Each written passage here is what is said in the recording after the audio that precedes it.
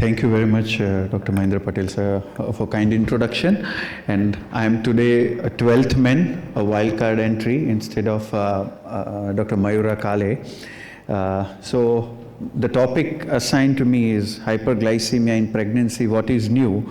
Already Dr. Alpna Sovani has explained so many things regarding CGM in pregnancy, what are the benefits of CGM in pregnancy. So I'll skip that part as already we are running late, but still I'll be taking few of the important points, and thank you very much Dr. Manoj Chawla sir and Purvi ma'am and Bansi sir for inviting me and giving me the chance to be here on such a wonderful platform. So first of all, we need to understand this concept of hyperglycemia in pregnancy, any kind of diabetes in pregnancy or gestational diabetes. This comes under hyperglycemia in pregnancy. So it is an umbrella term.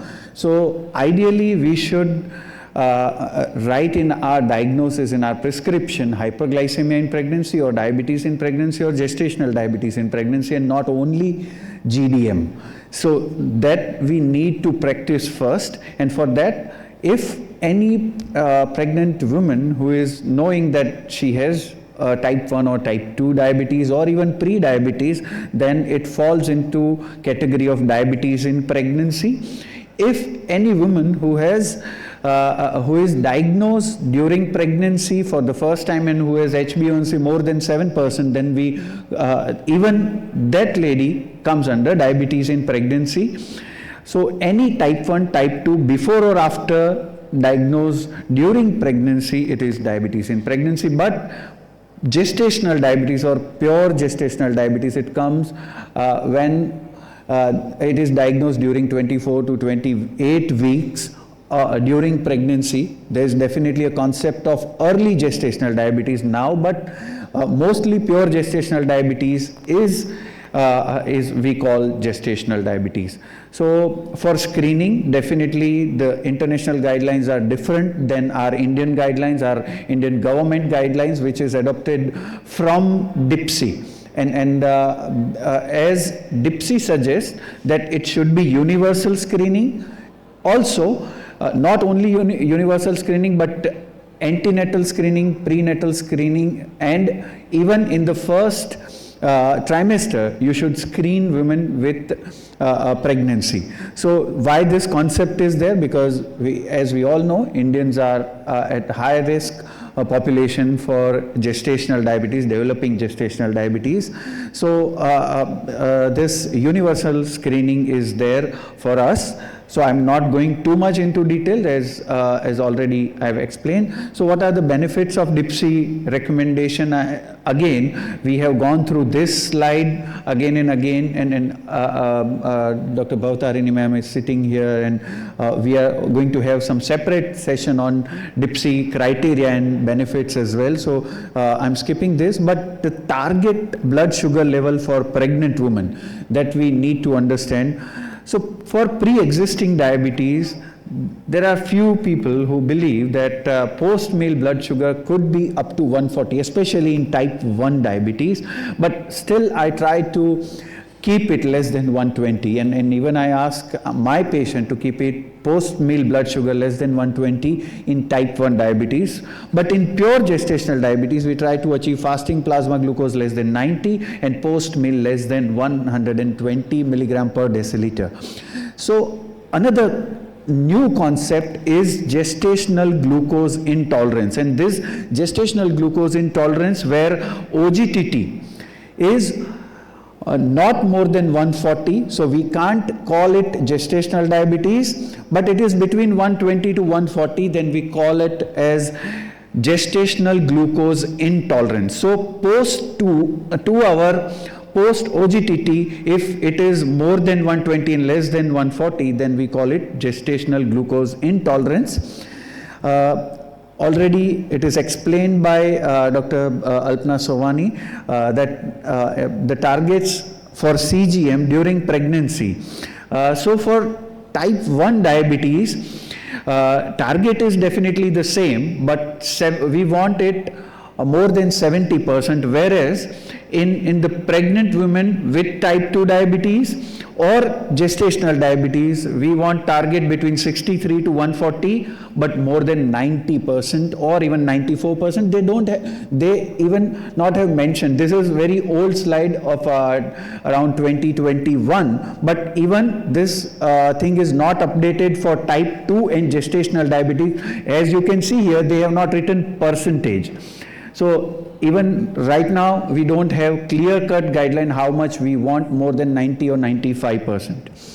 So continuous glucose monitoring, derived glycemic metrics and adverse pregnancy outcome among women with gestational diabetes, a prospective cohort study, and it has suggested this derivatives are more useful than alone SMBG, and what they have explained, that time in range, time above range, area under curve, or mean blood glucose daytime or daily, mean amplitude of glucose excursions were positively associated, while time below range was inversely associated with the risk of large for gestational age. So this data gives us more clarity than self-monitoring alone. So monitoring should be beyond SMBG, and we should use continuous glucose monitoring as much as possible in women with pregnancy.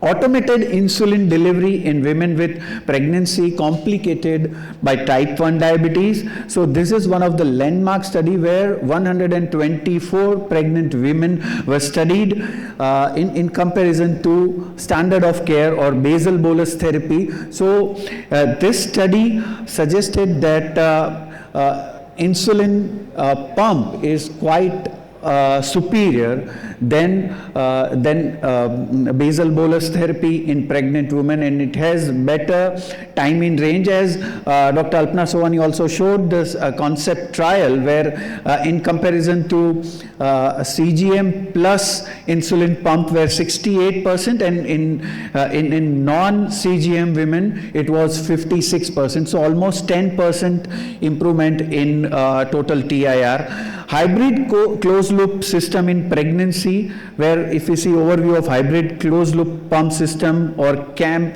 artificial pancreas FX system details, 10.5% more time in range with CAM APS system. Reduction in hyperglycemia and gestational weight gain is also there. So less gestational weight gain, around 4 kilogram overall, 10.2% less time in hyperglycemia, 12.3% more time in overnight glucose control, and reduction in nocturnal hypoglycemia with that.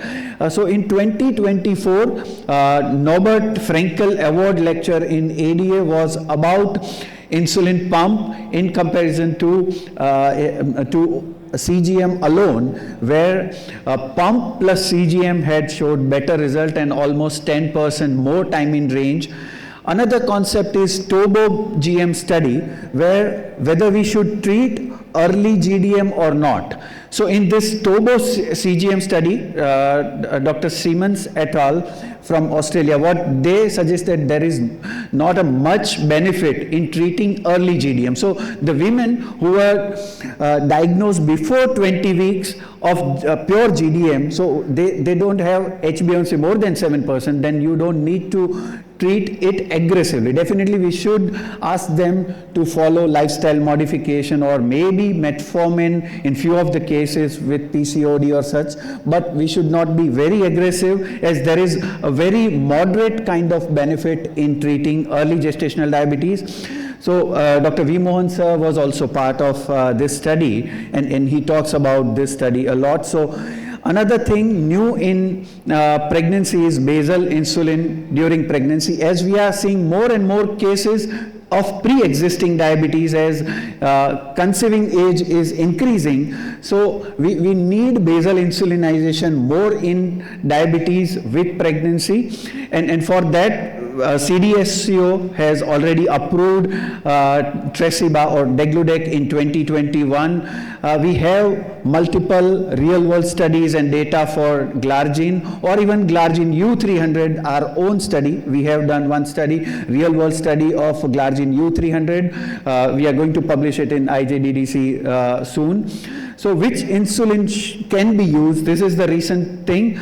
Only insulin glulysin doesn't have data for diabetes in pregnancy. Otherwise, we have all the insulins which are almost approved except Glargine, which doesn't have RCTs, but we have enough data for approval.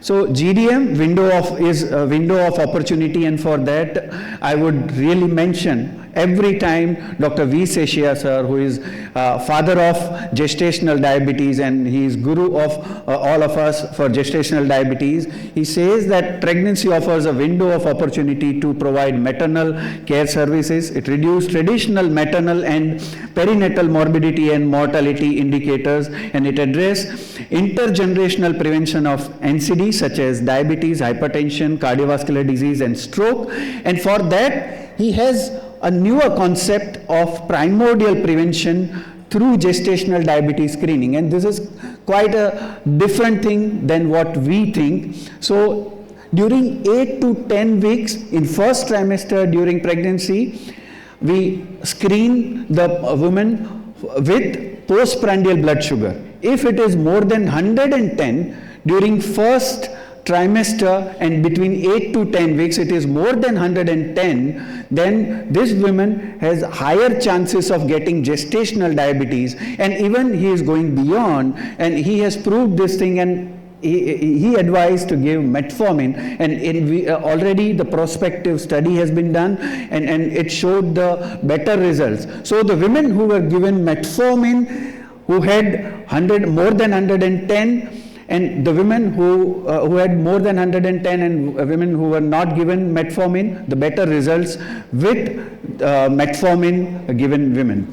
So with this, I'll conclude with this talk, the newer concept, and I invite you all to Pregnancy Study Group India conference in Surat on 29 and 30 of November of this year. With this, I'll conclude, and if you have any question, I would like to address. Thank you so much, Dr. Rutul, and